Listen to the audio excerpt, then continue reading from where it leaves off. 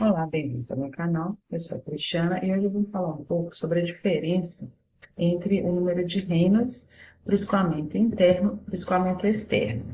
Então, primeira coisa, né, que o número de Reynolds é a dimensional que caracteriza a transição ou a diferença entre o escoamento laminar e o escoamento turbulento. Então, primeiro, né, que o escoamento, umas diferenças físicas entre o escoamento laminar e o turbulento é que o escoamento laminar é aquele escoamento mais suave, mais bem comportado. Então, é possível a gente distinguir aqui claramente as linhas de corrente nesse escoamento. O escoamento turbulento é aquele escoamento mais caótico, mais desordenado, em que não é possível a gente distinguir linhas de corrente contínuas como no escoamento laminar. Matematicamente, a diferença entre laminar e turbulento é dada pelo número de Reynolds. O número de Reynolds, de uma maneira geral, ele é dado por essa expressão. Então, ρ, V asterisco e L asterisco sobre μ.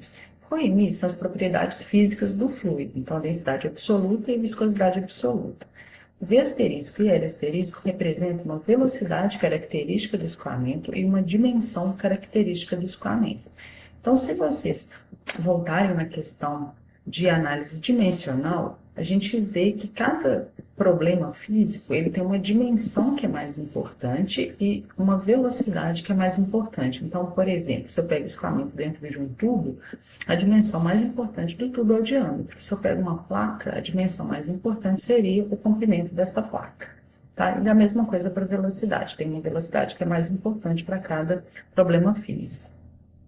Então, quando eu pego, por exemplo, escoamento em tubos, a velocidade mais importante seria a velocidade média do escoamento dentro do tubo.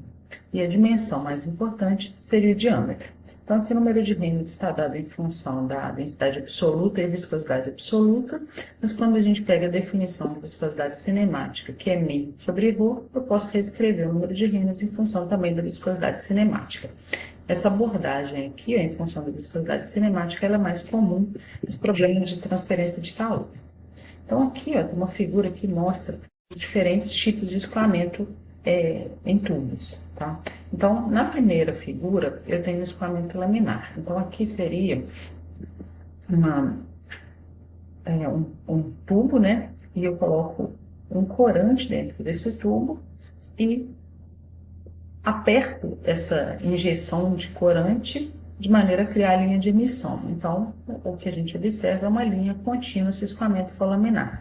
Isso acontece quando o número de Reynolds é inferior a 2.300. Esse número varia de acordo com a literatura, mas o livro do Fox, que é o que eu uso, ele utiliza a relação de 2.300.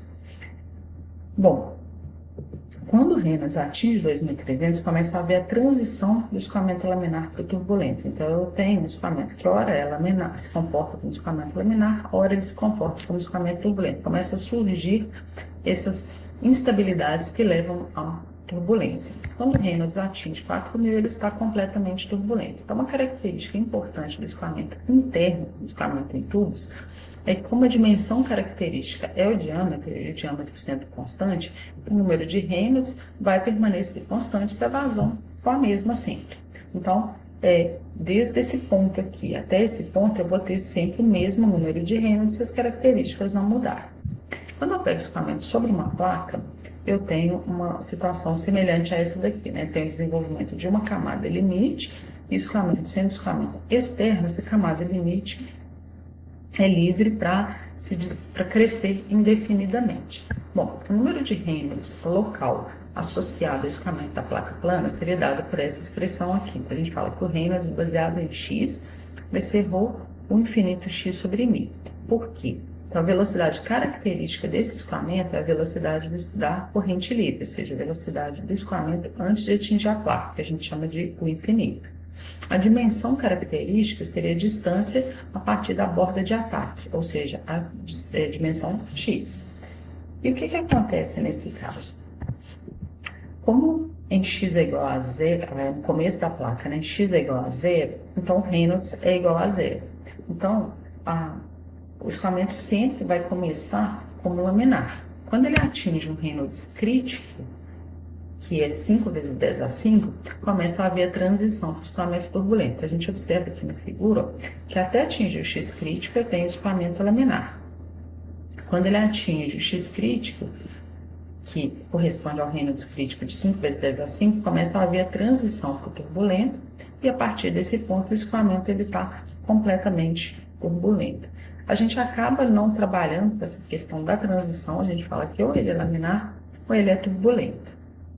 Não é como, por exemplo, no escoamento laminar, no escoamento dentro de um duto, onde a gente tem essa região de transição bem caracterizada. Aqui, embora exista a região de transição, escoamento, a gente assume, né, hora laminar, hora turbulenta.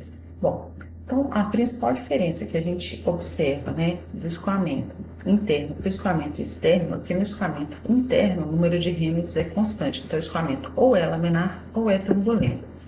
No escoamento sobre uma placa plana, o que a gente tem? Sempre ele vai começar como laminar, e aí dependendo do comprimento da placa, ele pode ou não vir a se tornar turbulento. Então, se eu calculo meu X crítico aqui e ele é maior do que o comprimento da placa, por exemplo, o escoamento vai ser sempre laminar. Se o escoamento, o meu X crítico é muito pequeno quando comparado ao comprimento da placa, seria como se a minha placa viesse, sei lá, até o infinito aqui na direção, e só uma pequena porção seria o escoamento laminar. Então, a gente poderia, inclusive, assumir que o escoamento era turbulento ao longo da placa toda.